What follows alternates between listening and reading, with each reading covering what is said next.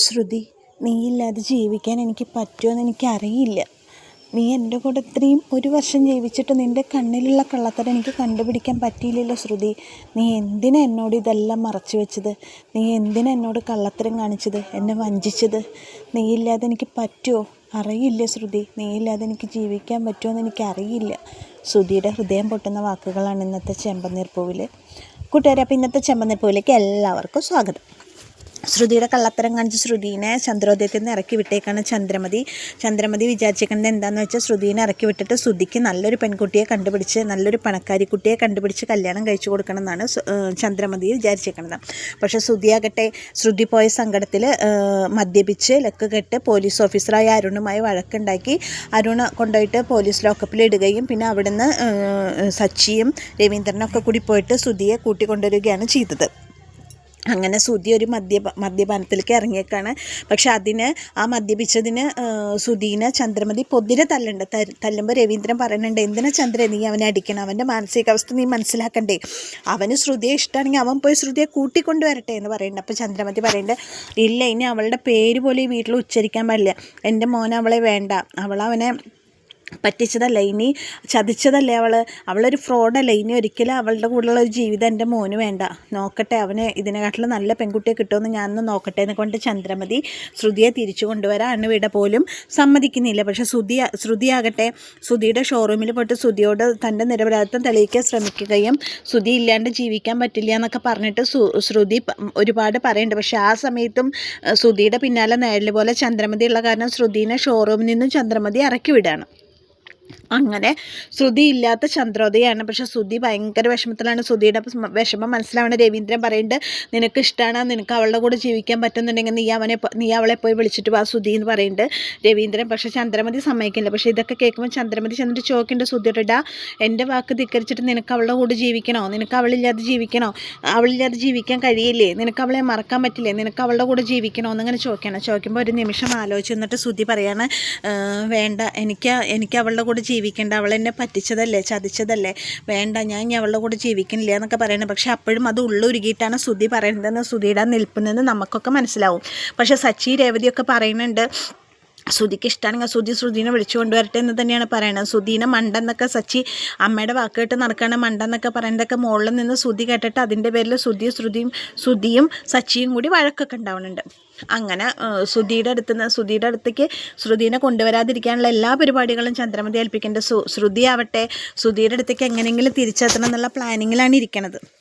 ഇതൊക്കെ കഴിഞ്ഞ് ഈ സമയത്താണ് ഇവർ ചന്ദ്രോദയത്തിൽ ഈ ചർച്ചയൊക്കെ നടക്കുന്ന സമയത്താണ് നമ്മുടെ വർഷി ശ്രീകാന്തും കൂടി ടൂറൊക്കെ കഴിഞ്ഞ് തിരിച്ചു വരുന്നത്. അവർ വരുമ്പോൾ രവീന്ദ്രനൊക്കെ, ആഹാ നിങ്ങൾ വന്നോ, എങ്ങനെയുണ്ടായിരുന്നു യാത്രയൊക്കെ എന്നൊക്കെ ചോദിക്കുമ്പോൾ ആ യാത്രയൊക്കെ അടിപൊളിയായി എന്നൊക്കെ പറയണം. അപ്പം രേവതി പറയുന്നാലും ഞങ്ങളുടെ മൂന്നാർ യാത്ര പോലെ ആവില്ല, അല്ല സച്ചിയേട്ടാ, നമ്മുടെ മൂന്നാർ യാത്രയാണ് നമ്മൾ തകർത്തത് എന്നൊക്കെ പറയുമ്പോൾ സച്ചി ഇങ്ങനെ രേവതിനെ ചമ്മലോട് കൂടിയിട്ട് നോക്കണം. അങ്ങനെ വർഷി ശ്രീകാന്തും കൂടി വന്നു കഴിഞ്ഞിട്ട് എന്താ പറയുക, വർഷ പറയാണ് ചന്ദ്രമതിയോട്, ആൻറ്റി തകർത്തു, ഞാൻ സീരിയലിലേ കണ്ടിട്ടുള്ളൂ ഇങ്ങനത്തെ കാര്യങ്ങളൊക്കെ. ആൻറ്റി ശരിക്കും ഒരു സീരിയൽ നടിയെ പോലെയല്ലേ ശ്രുതി ചേച്ചീനെ ഇവിടെ നിന്ന് ഇറക്കി വിട്ടത്? അവരൊരു ഫ്രോഡാണെന്ന് മനസ്സിലാക്കി, പക്ഷേ ആൻറ്റി ഇറക്കി വിട്ടില്ല. ആൻറ്റീനെ ഞാൻ അഭിനന്ദിക്കാൻ, ആൻറ്റി ചെയ്തത് വളരെ ശരിയാണ്. ഇനി അവർ ഈ ചന്ദ്രോദയത്തിൻ്റെ പടി കയറ്റരുത് ആൻറ്റി. ഇങ്ങനെയും നമ്മളെയൊക്കെ പറ്റിക്കുന്ന ഒരു ഫ്രോഡിൻ്റെ കൂടെ നമ്മളെ എന്ത് വിശ്വസിച്ചിട്ട് ജീവിക്കുക?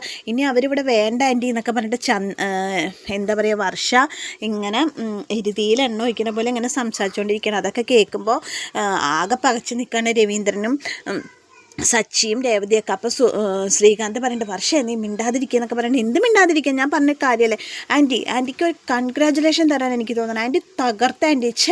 ഈ സീനൊന്നും കാണാൻ ഞാൻ ഇവിടെ ഇല്ലാതെ പോയില്ല, ഇങ്ങനെയൊക്കെ സംഭവിക്കുമെന്ന് അറിഞ്ഞിരുന്നെങ്കിൽ ഞാൻ ടൂറ് പോവില്ലായിരുന്നു എന്നൊക്കെ പറയാണ് വർഷ. അപ്പോൾ ഇതൊക്കെ കേൾക്കുമ്പോൾ ശ്രീകാന്ത് പറയും, വന്ന വർഷേ നമുക്ക് പോകാം എന്നൊക്കെ പറഞ്ഞിട്ട് വർഷേനെ പിടിച്ച് അകത്തേക്ക് കൊണ്ടുപോകണം. അകത്തേക്ക് കൊണ്ടുപോകുമ്പോൾ ആ പോണ പോക്കിൽ ശ്രുതി അവിടെ ഇങ്ങനെ ആലോചിച്ച് നിൽക്കുന്നത് കാണുമ്പോൾ വർഷ പറയാണ്, നിങ്ങൾ രക്ഷപ്പെട്ടു ശ്രുതിയേട്ടാ, നിങ്ങളുടെ ജീവിതത്തിൽ നിന്ന് ആ ഫ്രോഡ് പോയതോടുകൂടി നിങ്ങൾ രക്ഷപ്പെട്ടു. ഞാൻ പറയാച്ച ഇനി നിങ്ങളുടെ ജീവിതത്തേക്ക് ആ ഫ്രോഡിനെ വിളിക്കരുതെന്ന് മാത്രമേ ഞാൻ പറയുള്ളൂ. നിങ്ങൾ ആ എൻ്റെ പിടിയിൽ നിന്ന് രക്ഷപ്പെട്ടേക്കുക എന്നൊക്കെ പറഞ്ഞിട്ട് ശ്രുതിനെ വേദനിപ്പിക്കുകയാണ് വർഷ. അപ്പോൾ ശ്രീകാന്ത്, വന്നേ വർഷ എന്ന് പറഞ്ഞിട്ട് വർഷേനെ അവിടെ നിന്ന് പിടിച്ചു വലിച്ച് കൊണ്ടുപോകണം. അപ്പോൾ ഇതൊക്കെ കേൾക്കുമ്പോൾ ശ്രുതിക്ക് ഇങ്ങനെ സങ്കടമാവാണ് കേട്ടോ.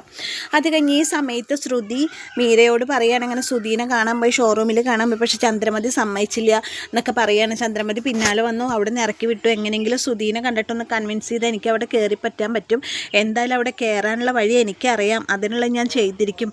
ഇതിന് ഇനി ആകെക്കൂടിയുള്ളൊരു വഴി ബാമാൻ്റിയാണ് പറയുന്നത്. മീര ബാമാൻ്റി, അതെ നീ പോയി ബാമാൻ്റിയെ കണ്ട് സോപ്പിട്, അങ്ങനെ നിനക്ക് അങ്ങോട്ട് കയറാൻ പറ്റും എന്നൊക്കെ പറയണം. നോക്കാം, ഞാൻ അതിനുള്ളൊരു വഴി കണ്ടിട്ടുണ്ടെന്നിട്ട് ശ്രുതി നേരെ ബാമാൻ്റി വീട്ടിൽ പോകണം.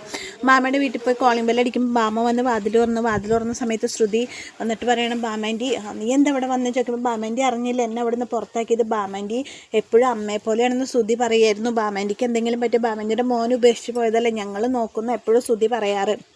എനിക്കും ബാമാൻ്റി മോളെ പോലെയാണ്, ബാമാൻ്റിക്ക് എന്ത് വന്നാലും ഞാൻ നോക്കും എന്നൊക്കെ പറഞ്ഞിട്ട് ശ്രുതി ബാമയുടെ വീക്ക്നെസ്സിൽ കയറി പിടിക്കണത് കേൾക്കുമ്പോൾ ബാമ മോളെ വിളിച്ചിട്ട് ശ്രുതിനെ കരഞ്ഞിട്ട് കെട്ടിപ്പിടിക്കണം.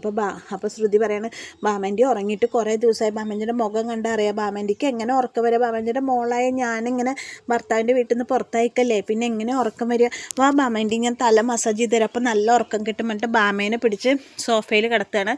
എന്നിട്ട് തല മസാജ് ചെയ്ത് കൊടുക്കുകയാണ്. അപ്പോൾ ബാമ പറയാണ്, മോളെ നല്ല സുഖമുണ്ടെന്ന് പറയണം. അപ്പം ശ്രുതി പറയാണ്, ശ്രുതി ഇങ്ങനെ മനസ്സിൽ വയ്ക്കണ്ട, ആശ എന്നൊക്കെ ഇങ്ങനെ വിചാരിച്ചിട്ടാണ് തല മസാജ് ചെയ്ത് കൊടുക്കണം. മസാജ് ചെയ്ത് കൊടുത്തിട്ട് ബാമയോട് പറയാണ്, ബാമാൻ്റി വിചാരിച്ചാൽ എനിക്ക് അവിടെ കയറാൻ പറ്റില്ലേ, ബാമാൻ്റി ഒന്ന് വിചാരിച്ചൂടെ, എനിക്ക് ശ്രുതിയുടെ കൂടെ ജീവിക്കാൻ ചന്ദ്രരഥത്തിൽ കയറിപ്പറ്റാൻ ബാമാൻ്റി വിചാരിച്ചാൽ നടക്കില്ലേ, ഞാൻ വഴിയൊക്കെ പറഞ്ഞുതരാം, ബാമാൻ്റി ഒന്ന് എൻ്റെ കൂടെ നിൽക്കുമോ എന്നൊക്കെ ചോദിക്കുകയാണ്. ഇത് കേൾക്കുമ്പോൾ ബാമ അങ്ങനെ കണ്ണടച്ചാൽ മസാജ് ചെയ്ത് എൻ്റെ സുഖത്തിൽ ഇങ്ങനെ ഇരിക്കുകയാണ്. അപ്പോൾ ഞാൻ പറഞ്ഞായിരുന്നു ചന്ദ്ര കേക്കില്ലേ മോളെ എന്നൊക്കെ പറയുമ്പോൾ പെട്ടെന്ന് ശ്രുതി പറയണമെങ്കിൽ ഞാൻ ബാമാൻ്റിനൊന്നും ഞാൻ നോക്കിക്കോ എനിക്കവിടെ കയറാൻ പറ്റില്ല എന്നാണെങ്കിൽ ഞാൻ ഇവിടെ വന്ന് ആത്മഹത്യ ചെയ്യുമെന്ന് പറയണം. അപ്പോൾ ബാമ ചോദിക്കുക, അതെന്തിനാ നീ ഇവിടെ വന്ന് ആത്മഹത്യ ചെയ്യണമെന്ന് ചോദിക്കുകയാണ്. അപ്പോൾ പറയണം, പിന്നല്ലാണ്ട് എനിക്ക് ഏറ്റവും കൂടുതൽ ഇഷ്ടം ബാമാൻ്റീനല്ലേ, അപ്പം ഞാൻ പിന്നെ എൻ്റെ സങ്കടം ഇവിടെ അല്ലാണ്ട് എവിടെ വന്നിട്ടാ പറയുക, ഞാൻ ഇവിടെ വന്ന് ആത്മഹത്യ ചെയ്യും നോക്കിക്കോ എന്നൊക്കെ പറയണം. അപ്പോൾ ബാമ അങ്ങനെ ആകെ പേടിക്കണം, ഇവളിത് എന്ത് ഭാവിച്ചാന്നൊക്കെ വിചാരിച്ചിട്ട് ഇങ്ങനെ പേടിക്കണം. അപ്പോൾ നീ എന്തിനാ ഇവിടെ വന്ന് ആത്മഹത്യ ചെയ്യണമെന്നൊക്കെ ചോദിക്കണം ബാമ.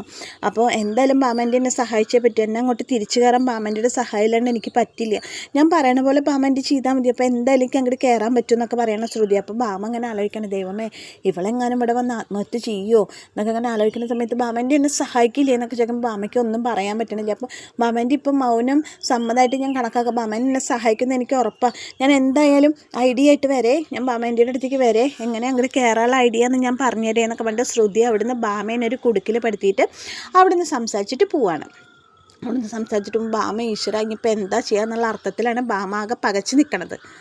ഇത് കഴിഞ്ഞ് ചന്ദ്രോദയത്തിൽ ശ്രുതി ഇങ്ങനെ റൂമിലിരുന്നിട്ട് ഇങ്ങനെ സങ്കടം വന്നിട്ട് ഇങ്ങനെ വർഷ പറഞ്ഞു പോയി എൻ്റെ സങ്കടത്തിൽ ഇങ്ങനെ ആലോചിച്ചിരിക്കുന്ന സമയത്ത് പെട്ടെന്ന് റൂമിലേക്ക് ഇങ്ങനെ നോക്കുമ്പോൾ ചുമരിൽ ശ്രുതിയുടെയും കൂടിയിട്ടുള്ള ഫോട്ടോ കാണുമ്പോൾ ശ്രുതിക്ക് ഭയങ്കര വിഷമം വരികയാണ് കേട്ടോ. ശ്രുതി ആ ഫോട്ടോയുടെ അവിടെ വന്നിട്ട് പറയുകയാണ്, ശ്രുതി നിനക്ക് എന്നെ മനസ്സിലാക്കാൻ പറ്റിയില്ലല്ലോ, നീ എൻ്റെ കൂടെ ഒരു വർഷം ജീവിച്ചിട്ട് നിൻ്റെ കണ്ണിലെ കള്ളത്തരം എനിക്ക് മനസ്സിലാക്കാൻ പറ്റിയില്ലല്ലോ, നീ എന്തിനാ എന്നെ പറ്റിച്ചത് ശ്രുതി, നീ എന്തിനാ എന്നെ വഞ്ചിച്ചത് എന്നൊക്കെ ചോദിക്കുകയാണ്. നിനക്കൊരു വാക്ക് എന്നോട് പറയായിരുന്നില്ലേ, ഇനി നമ്മൾ തമ്മിൽ ഒരുമിച്ച് കഴിയുമോ ശ്രുതി എന്നൊക്കെ ചോദിക്കുകയാണ്. ഇതൊക്കെ ചോദിച്ചിട്ട് ശ്രുതി ഫോട്ടോയിൽ നോക്കുമ്പോൾ അവൻ്റെ അമ്മ വന്നിട്ടിങ്ങനെ അതിൻ്റെ അവിടെ നിന്ന് നോക്കുമ്പോൾ ശ്രുതി ഇങ്ങനെ സംസാരിക്കണം ശ്രുതിയുടെ ഫോട്ടോയിലേക്ക് നോക്കിയിട്ട്, അമ്മ പറഞ്ഞത് ശരിയാണ്, നീ പറ്റിക്കല്ല ഉണ്ടായിരുന്ന എന്നെ, അമ്മ പറഞ്ഞതാ ശരിയെന്ന് ഇവിടെ എല്ലാവരും പറയണത്, അമ്മ ചെയ്തതാ ശരിയെന്നാണ് പറയണം, അപ്പോൾ അതിൻ്റെ അർത്ഥം എന്താ, നിന്നെ എല്ലാവരും ഇവിടെ ഉള്ളവരൊക്കെ വെറുത്തു എന്നല്ല അതിൻ്റെ അർത്ഥം ശ്രുതി എന്നൊക്കെ പറയുമ്പോൾ ചന്ദ്രമതി വിചാരിക്കണം, എൻ്റെ മോനെ അവളോട് വെറുപ്പായി, ഇനി അധികം സമയം കളയാനില്ല, എത്രയും പെട്ടെന്ന് നല്ലൊരു പണക്കാരി പെൺകുട്ടീനെ കൊണ്ട് എൻ്റെ മോനെ കല്യാണം കഴിപ്പിക്കണം എന്നൊക്കെ വിചാരിച്ചിട്ട് ചന്ദ്രമതി അങ്ങനെ അവിടുന്ന് പോവാണ്.